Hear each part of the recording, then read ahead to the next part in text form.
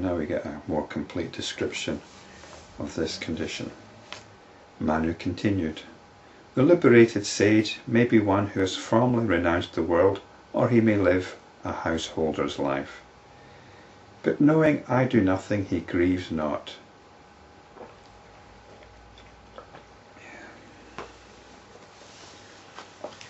But before I continue, we've just been told that this state is indescribable, and now we're getting a description of someone who lives in this state. And what is the purpose of this description? Is it to encourage us to practice this? Is it meant to inspire us? Is it meant to help us tell if somebody's in an enlightened state or not? Because it's very difficult to tell. So have we got a checklist here of all the qualities of a liberated person? We're well into the Yoga Vasishta now, and we have to use this description as a way of checking our own progress. Now, the spiritual practitioner has got two things going on. They've got their practice, and they've got the times when they're not practicing. When they're not practicing, consciousness is engaging with the personality, it's identifying with the personality. When they're practicing, consciousness identifies with itself. What we've got here is a description of when consciousness is identifying with itself. We've got the description of when we know our spiritual practice is progressing. So this isn't a checklist of the personality of the liberated person. The liberated person can have any kind of personality. We're not interested in using this as a means to decide whether somebody is liberated or not. The only practical purpose of this is to check our own spiritual practice, to see that we're touching what is being described here. So the circumstances are not particularly important, but knowing I do nothing, he grieves not. In other words, knowing that the products of the personality are irrelevant. There is no urgency to be making the personality, the ego, achieve anything. Knowing that I am untouched and my mind is uncoloured and freed from all conditioning, I am pure and infinite consciousness, he grieves not. So this is it. We've got this shift between the personality and consciousness. This is the spiritual practice. So he may be living a householder's life, he may be a hermit, or she may be a hermit, but there is no regret about anything.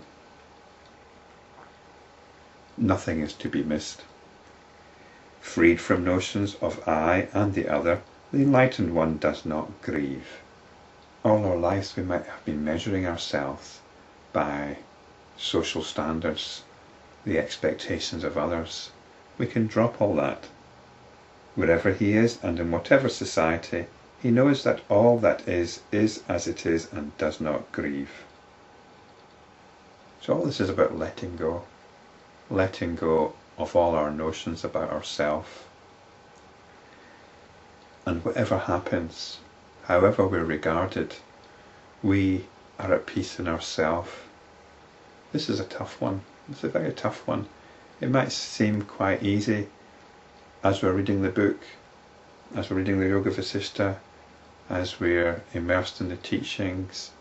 But as soon as we go out into the street, as soon as we're sitting on a bus or a train, we're adjusting to everybody else. We're allowing our tone to be set by the environment we're in.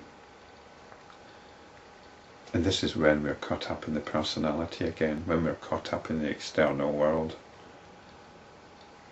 So the spiritual practitioner comes back to the essential consciousness, the essential nature of being, which is pure consciousness. He knows that all the directions are filled with the radiance of the self, which is eternal. We don't lose anything. We gain everything. We gain the world. It is indeed on account of ignorant self-limitation that one experiences joy and sorrow in alternating circumstances. When such ignorant self-limitation is either weakened or destroyed, there is neither excitement nor grief. There's just a sloughing off. The snake sloughs off its old skin. So there's no, yes, I've broken through. Yes, the ego has been transcended. Yes, I'm in bliss. There's none of that stuff going on. There's none of that stuff. That action which proceeds from such weakened vasana or conditioning is non-action, whose seeds do not germinate. He performs his actions merely with the limbs of the body, but with his mind and heart at rest in supreme peace.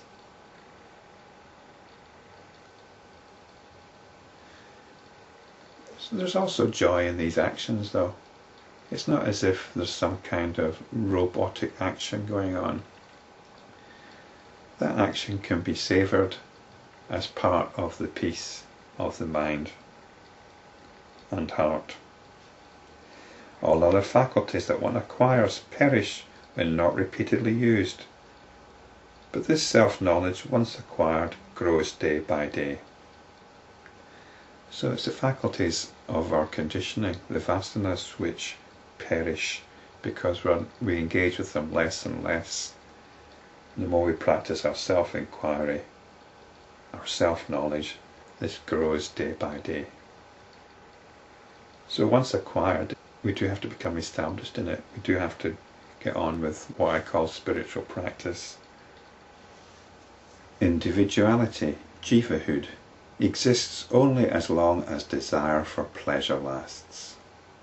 Even this desire is born of ignorance.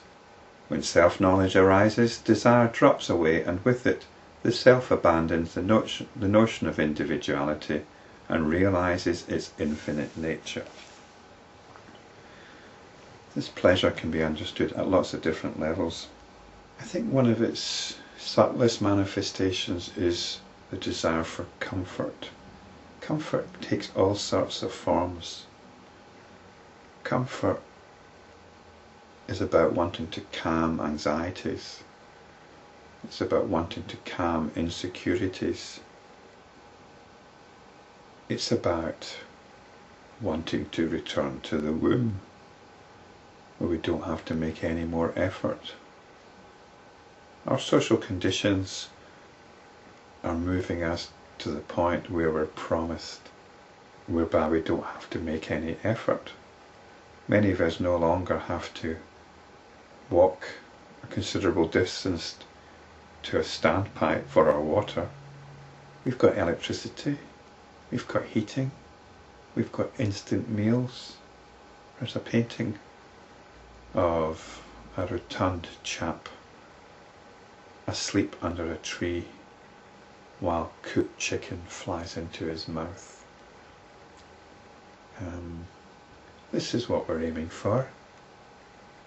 Maximum comfort, minimum effort. Some people will react against this and they get into extreme sports. They need the edge because they realise all this comfort dulls them and actually causes depression. I've described spiritual practice in the past as not scratching the itchy spot. And again, scratching the itchy spot is the shortcut to comfort, but all it leads to is scarring and more itchiness. The desire for comfort is never satiated, and if it was, you become a totally passive blob, like the man in the painting.